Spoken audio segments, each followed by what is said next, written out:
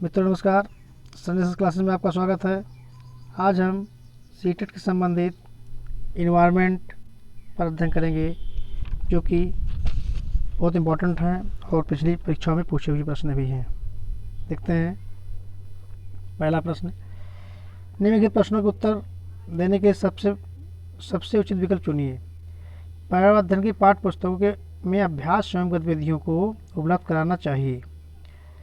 देखते हैं विकल्प। पाठ के अंत में, प्रकरण के अंतः निर्मित पुस्तकों को अलग अलग स्थानों पर, इकाई के अंत में। आप जानते हैं कि पर्यावरण अध्ययन के पाठ्य पुस्तकों का अभ्यास और गतिविधियाँ कब होती हैं? अंत में तो बिल्कुल नहीं होगा, अंत में तो बिल्कुल नहीं होगा, ठीक है। अलग अलग भी नहीं होगा, ठीक है। ये होता है प्रकरणों के अंतः निर्मित में, ठीक है। जब प्रकरण आपका चलता है उसी के अंदर पाठ्य पुस्तकों का अभ्यास कराया जाता है, ठीक है। विकल्प भी आपका सही हो जाएगा। फिर देखते हैं अगला प्रश्न। पर्यावरण अध्ययन में शिक्षक को देखते हैं। पर्यावरण अध्ययन में शिक्षकों को विशेष पुस्तकों परीक्षा पर ध्यान देना चाहिए, बच्चों के दृष्टिकोण को स्वीकार करना चाहिए और सम्मान देना चाहिए, अभिभावकों विचारों को स्वीकार करना चाहिए, सम्मान देना चाहिए, विशेष प्रयोग पर ध्यान देना चाहिए। कौन सा विकल्प सही होगा? आप जानते हैं कि पर्यावरण का अध्ययन किया जा रहा है, उसमें शिक्षक का क्या करना चाहिए? विशेष पुस्तकों को परीक्षाओं पर ध्यान देना चाहिए। इसमें परीक्षा से कोई मतलब जो होता नहीं ज़्यादा करके, ठीक है, ये आपका गलत हो जाएगा। फिर अभिभावक के विचार स्वीकार करना और सम्मान देना, अभिभावक के विचार से यहाँ कोई मतलब नहीं है। विशेष प्रयोग पर बल देना, ये भी नहीं हो सकता, ठीक है। बच्चों के दृष्टिकोण स्वीकार करना और सम्मान देना, क्योंकि अध्ययन जब पर्यावरण का अध्ययन किया जा रहा तो उसमें बच्चों का क्या दृष्टिकोण है उसके बारे में ही विशेष रूप से ध्यान दिया जाता है, ठीक है। विकल्प भी आपका सही हो जाएगा। फिर देखते हैं अगला प्रश्न। प्राथमिक स्तर बच्चे का आकलन करने का सबसे तरीका है। प्राथमिक स्तर पर आप जानते हैं मित्रों कि पोर्टफोलियो होता क्या है? पोर्टफोलियो यही होता है कि स्तर पर बच्चे का आकलन, ठीक है। प्राथमिक स्तर पर बच्चे का आकलन करना ही पोर्टफोलियो कहलाता है। विकल्प डी आपका सही हो जाएगा। फिर देखते हैं अगला प्रश्न।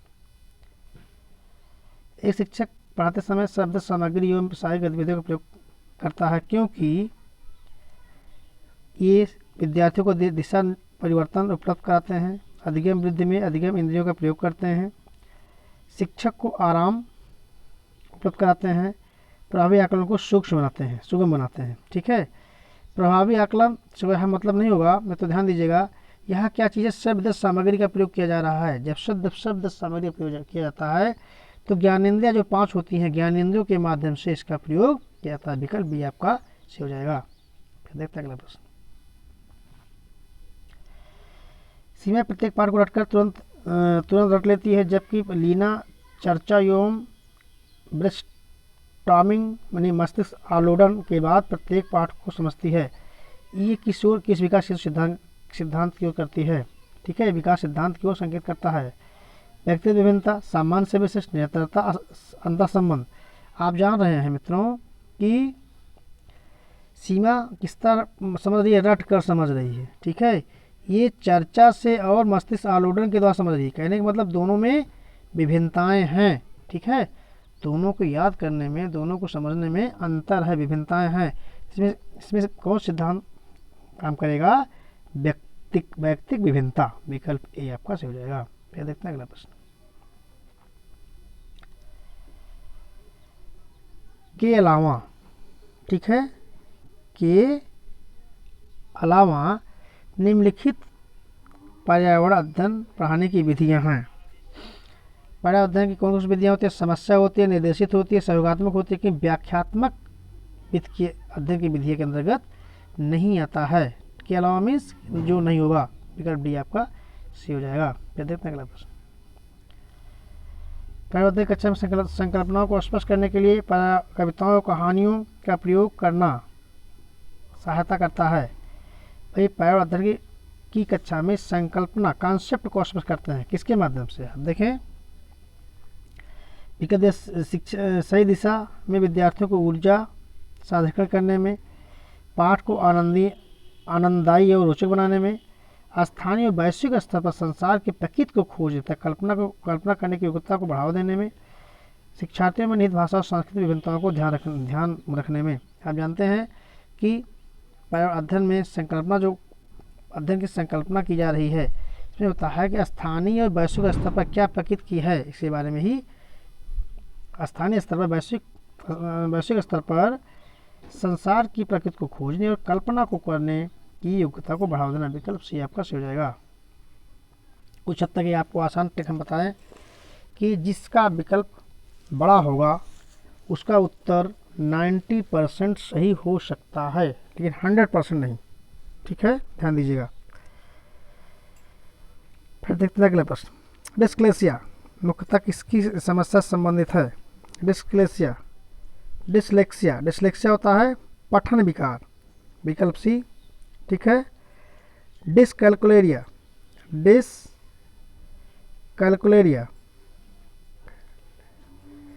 होता है ये कैलकुलेशन से, माने गणितीय विकार से। ठीक है, गणितीय विकार। डिसकैलकुलेरिया, डिसलेक्सिया। ठीक है। डिसग्राफिया माने लेखन विकार से। ठीक है, ये आपके समझ प्रश्न है जो आते हैं पेपर में, इसमें विकल्प सी सही हो जाएगा। फिर देखते हैं अगला प्रश्न। सहयोगात्मक अधिगम में पुराने एवं अधिक दक्ष विद्यार्थियों छोटे एवं कम कुशल विद्यार्थियों को आकलन करते हैं, इसका परिणाम है। भाई सहयोगात्मक अधिगम हो रहा है, पुराने और अधिक दक्ष विद्यार्थियों छोटे या कम कुशल विद्यार्थियों का आकलन करते हैं। इसका क्या मतलब होता है कि उच्च नैतिक विकास, समूहों में द्वंद्व, गहन उपयोगिता, उच्च उपलब्धि और स्वगरिमा। विकल्प डी आपका सही हो जाएगा। फिर देखते हैं अगला प्रश्न। अल्बर्नी किस देश के में जिस देश से आया था उसका नाम था?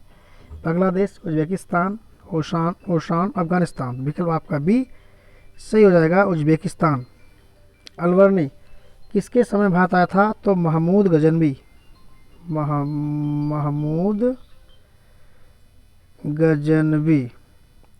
और अल्बर्नी की पुस्तक का नाम किताबुल हिंद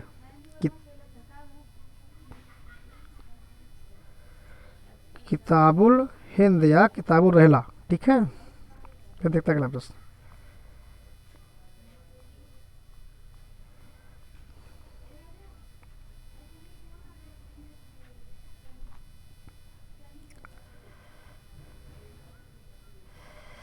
इसमें देखिए नीचे किसी एक्सप्रेस ट्रेन के मार्ग में रेलवे टाइम दिया गया है।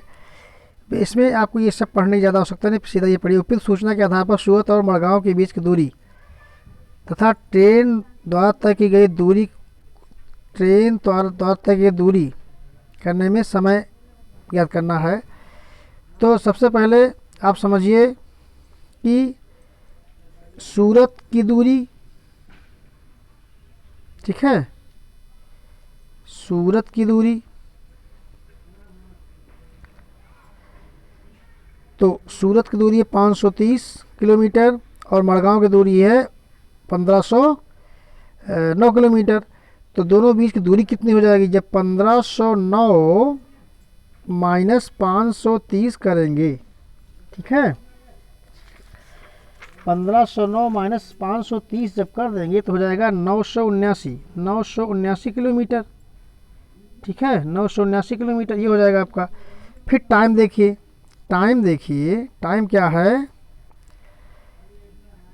पहुंचता है, मतलब वो दूरी तय करता, तय करना मैंने पहुंच गया, तो पहुंचने के बाद 16-15 में से 7:35 जब घटा देंगे, ठीक है, 16-15 से 7:35 को घटाएंगे नहीं, जोड़ेंगे। 16-15 मीन्स 12-4-16, 4:15, 4:15 से 7:35 तक आज जब जोड़ेंगे तो आपका हो जाएगा ये 8-7-15, 15 घंटा 15 मिनट। ठीक है, तो ये आपको हो जाएगा 15 घंटा 15 मिनट। तो अब विकल्प निकाल लीजिए कौन सा है ना। इसमें आपका हो जाएगा विकल्प डी, 979 किलोमीटर 15 घंटा 15 मिनट। फिर देखते हैं अगला प्रश्न। प्रयोग और प्रयोगात्मक कार्य करते समय श्यामा का निष्पादन कार्य में सबसे होता है। उसे बहुत सृजनात्मक विद्यार्थी माना जाता है, इसलिए वह के द्वारा संकल्पक सीखता। आप जानते हैं सृजनशील बालक का होता है, सृजनशील पूछा जाता है, सृजनशील जो सृजनशील बालक के अंतर्गत अपसारी चिंतन आता है। ठीक है, ये कई बार पूछा जाता है कि अपसारी चिंतन क्या है। अपसारी चिंतन मीन्स सृजनशील बालक। ठीक है, किसी कार्य को अच्छी तरह से कर लेना, अपसारी किसी कार्य को करने का प्रयास करना, यहाँ तक पहुँच जाना अभिसारी चिंतन कहलाता है। ठीक है, तो यहाँ से मुख्य रूप से आप जानिए अपसारी चिंतन होता है जो सृजनात्मक चिंतन होता है। देखते हैं अगला प्रश्न। तो अपसारी चिंतन के अंतर्गत आप जानते हैं कि सृजनात्मक विद्यार्थी आते हैं। फिर अगला प्रश्न,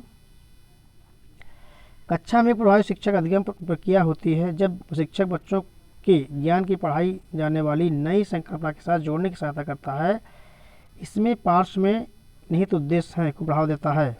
आप जानते हैं कि इस तरह के प्रश्न में जब आए सहसंबंध, तो विकल्प मत पढ़िए, सहसंबंध आपका विकल्प से हो जाएगा, विकल्प डी। फिर देखते हैं अगला प्रश्न, रोहन के विद्यालय में एक विज्ञान प्रदर्शनी का आयोजन किया गया। उसका आयोजन एक उद्देश्य के साथ किया गया था। आपके विचार में कौन सा उद्देश्य सर्वाधिक उपयुक्त है। आप जानते हैं कि विद्यार्थियों के सृजनात्मक माध्यम उपलब्ध कराना, विद्यार्थियों का नाम प्रसिद्ध करना बिल्कुल नहीं होगा, अभिभावकों को संतुष्ट करना ये भी बिल्कुल नहीं होगा, विभिन्न व्यवसायों के लिए विद्यार्थियों को प्रसिद्ध करना ये भी नहीं होगा। क्यों जानते हैं विज्ञान प्रदर्शनी है, विज्ञान प्रदर्शनी का मतलब है सृजनात्मकता हो रही है, तो आपका विकल्प एक के साथ चला जाएगा। फिर देखते हैं अगला प्रश्न, के अलावा बच्चे के विकास को आकार देने वाले वातावरणीय कारकों के निम्नलिखित सभी शामिल हैं। के अलावा मीन्स कौन सा नहीं शामिल है। के अलावा का मतलब होता है कौन सा नहीं शामिल है, कौन सा नहीं शामिल है। तो संस्कृत बच्चे के विकास में शामिल होता है, शिक्षा गुणवत्ता शामिल होता है और पौष्टिकता भी शामिल होता है। वातावरणीय कारकों में शारीरिक गठन शामिल नहीं होता, विकल्प डी। फिर देखते हैं अगला प्रश्न, कासा के विषय में जिसका उपयोग, कासा को हम ब्रांच कहते हैं, के विषय में उपयोग गोलकुंडा में निकलने वाले मृतोप में किया गया था। कासा किस किस धातु से मिलकर बना हुआ है, तो ध्यान दीजिएगा। कासा जो होता है कापर और टिन, कापर और टिन से मिलकर बना होता है, विकल्प बी आपका सही हो जाएगा। कापर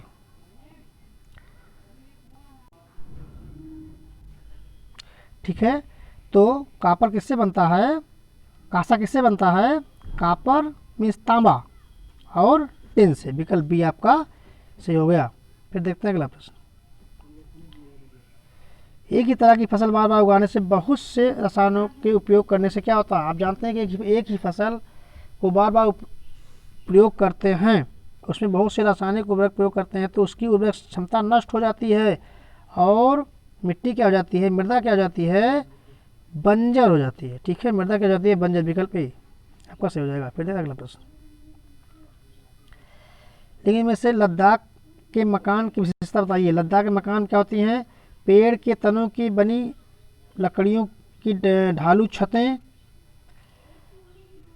निचली मंजिले में कोई खिड़की नहीं, पत्थर मिट्टी के चूने से बनी मोटी दीवारें, लकड़ी के फर्श। आपका इसमें आप जानिए कि पेड़ के तने की बनी लकड़ी की ढालू छतें ये तो नहीं होता है, और शेष तीनों होते हैं, बी सी डी, विकल्प ए आपका सही हो जाएगा, क्योंकि बी सी डी विकल्प ए में ही है। ठीक, इसमें क्या सी डी ए है, इसमें ए बी डी है, इसमें ए बी सी है। तो जब ए नहीं है तो सबसे पहले इसका आसान तरीका, इसमें ए है उसको बाहर कर दो, इसमें ए है ये भी बाहर कर दो, इसमें ए है इसमें भी बाहर कर दो, ए भी इसमें भी ए है इसको बाहर कर दो, शेष इसको आपका सही हो जाएगा पहला। अगला प्रश्न, तरुण भारत संघ नामक समूह संस्था, तरुण भारत संघ की स्थापना किसके लिए हुई थी। तरुण भारत संघ की स्थापना पर्यावरण के लिए हुआ था, वन या जल के संरक्षण के लिए। आप जानते हैं तरुण भारत संघ की स्थापना किसके लिए होता है, वन और जल के संरक्षण के लिए ही हुआ था। तो विशेष इसमें कौन सही हो जाएगा, विशेष रूप से समक्ष बच्चों के सिखाने में मदद करना नहीं होगा, स्कूलों में दोपहर का पका हुआ भोजन में भी नहीं होगा, आर्थिक रूप से कमजोर भी नहीं होगा। ये होगा जब हमने बताया था प्राकृतिक संबंधित है, वन और जल से तो पुरानी झीलें पुनर्निर्मित करने से विकल्प भी आपका से हो जाएगा। तरल भाषा बहुत इंपॉर्टेंट प्रश्न है, बहुत इंपॉर्टेंट है मित्रों, ध्यान दीजिएगा, यहाँ से प्रश्न बनता है। फिर देखते हैं अगला प्रश्न, सांपों के बारे में सही कथन कौन सा है। अब इस तरह के प्रश्नों को निकालने के लिए सबसे आसान तरीका जो नहीं है उसको बाहर कर दो। हमारे देश में केवल 4 ही तरह के जहरीले सांप होते हैं। सबसे पहले आप जान लीजिए कि जहाँ केवल हो गया तहाँ नकारात्मक हो गया, यहाँ नकारात्मक सिद्ध कर दिया, तो केवल 4 तरह के होते हैं ऐसा तो नहीं होगा, पहला गलत। अब यदि आप सबके बारे में नहीं जानकारी है, जिसमें ए है उसको बाहर कर दो और जो बचे उसको आप कर लो। देखते हैं,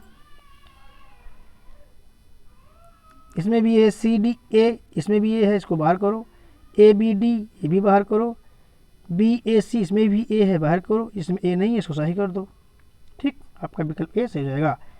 तो जो भाई बहन हमारे चैनल पर नए हो, चैनल को सब्सक्राइब लाइक से जरूर करिएगा, जिससे अन्य भाई बहनों को फायदा हो। जय हिंद, जय भारत।